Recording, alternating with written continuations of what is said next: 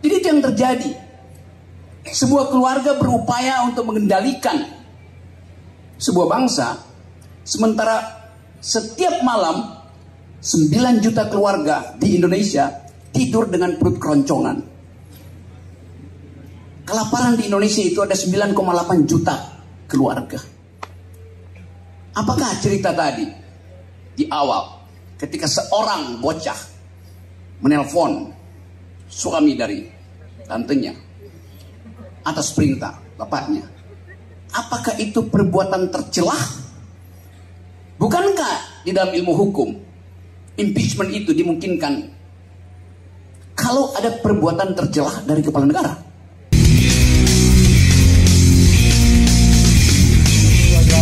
Ketemu lagi kita di channel yang perlu imajinasi gratis tidak bayar. Subscribe. Pragmatisme politik sana sini urusan taktik. Bila tidak ingin dikritik, jangan berpolitik dengan cara-cara licik.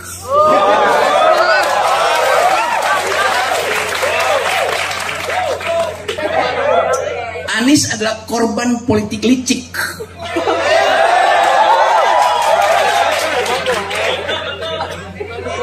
Banyak penghalang ditaruh. Kameramen bingung. Iya. Jalannya ditutup. Dia kasih itu soalnya. Tapi yang ditutup di bumi bisa dibuka di langit. Mantap. Dibuka di langit maksudnya dibuka oleh kekuatan teknologi yang namanya cloud.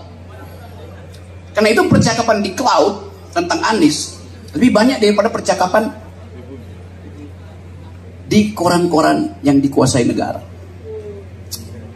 Jadi kita selalu tahu bahwa setiap upaya untuk menghalangi hak demokrasi, di dalamnya ada cara-cara taktis. Kita dulu berharap bahwa Pak Prabowo lebih dahulu mendaftar. Tapi mungkin jalan di langit masih tertutup. Anies adalah korban dari kelicikan. Mahkamah Konstitusi adalah pelaku kelicikan. Kenapa enggak? Ya, mahkamah keluarga. Bahkan saya mau sebut bukan mahkamah keluarga, maksiat keluarga.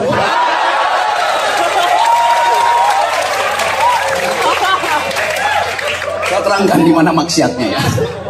Oke. Bayangkan, ada seorang bocah menelpon apa? Paman. Enggak. Ada seorang bocah menelpon suami dari tantenya. Saya nggak bilang paman. Supaya abangnya bisa jadi wakil presiden atas perintah bapaknya. Apa nggak maksiat tuh?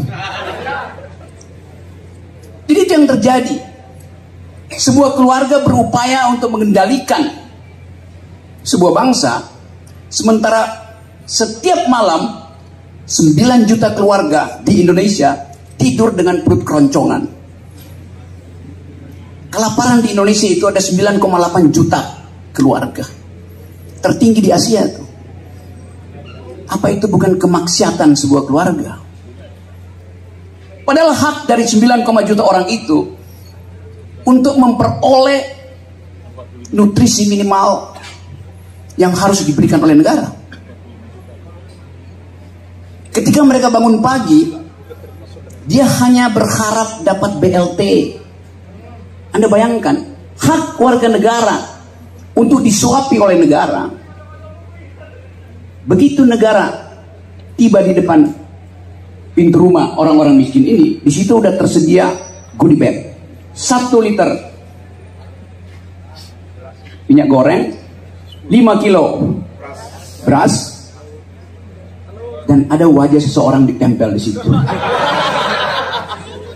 Apa itu bukan penghinaan? Presiden tidak perlu punya visi, karena visinya udah ditulis di Undang-Undang Dasar, yaitu cerdaskan kehidupan bangsa dan pelihara fakir miskin. Itu perintah konstitusi. Siapapun yang jadi presiden, perintah itu harus dia lakukan dulu. cerdaskan kehidupan bangsa. Artinya jamin bahwa orang Indonesia IQ-nya harus lebih tinggi dari simpanse. IQ kita sekarang itu di ukuran internasional cuma 78. Ada simpanse yang bahkan IQ-nya 100. Anda bayangkan keadaan kita hari ini. Jadi kita mau tagih dari kekuasaan. Mengapa kita melarat? Mengapa Anda masih harus bayar uang kuliah padahal Anda pemegang kedaulatan yang diperintahkan oleh konstitusi supaya jadi cerdas?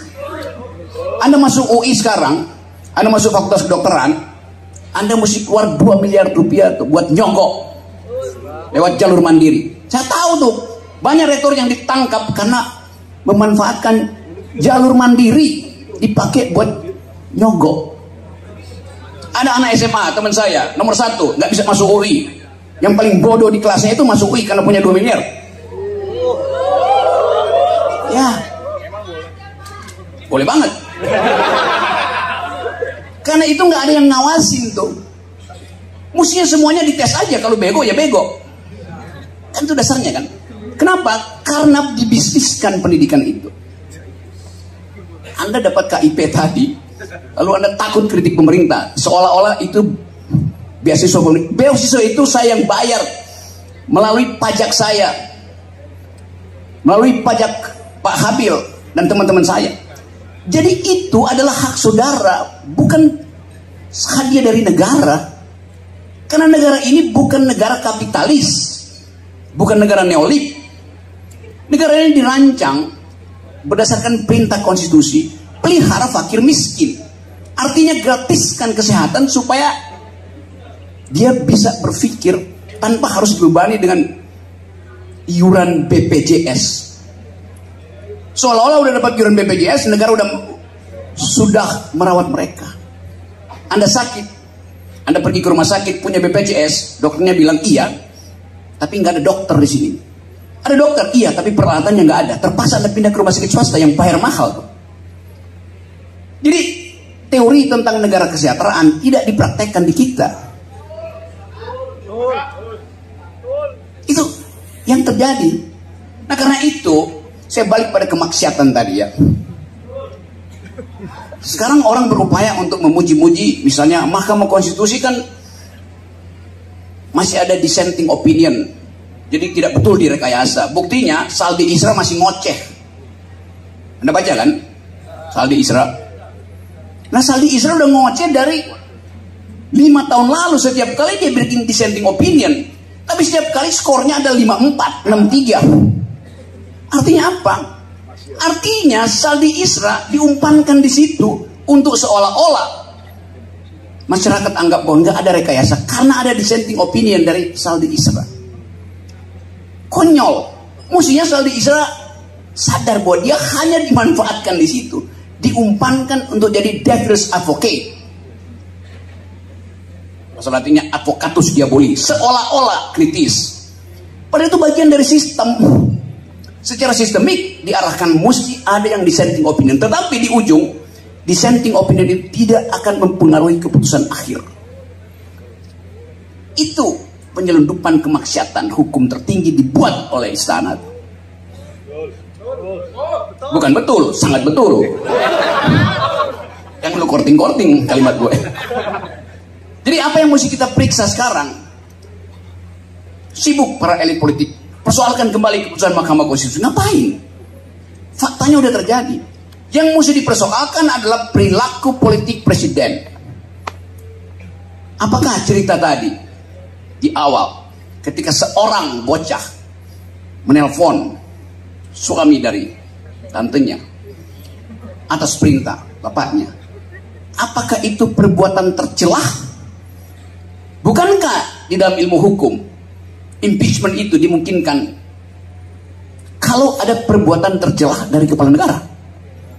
Sekarang coba Anda kumpulkan berapa banyak perbuatan tercela yang dibuat oleh Jokowi. Rempang itu perbuatan tercela.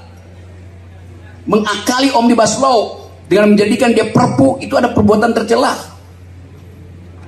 Kan banyak betul perbuatan tercela.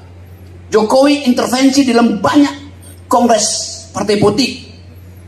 Itu perbuatan tercela. Jadi teman-teman mahasiswa hukum, lakukan class action, nuntut bahwa dia sudah cukup bukti untuk diimpeach.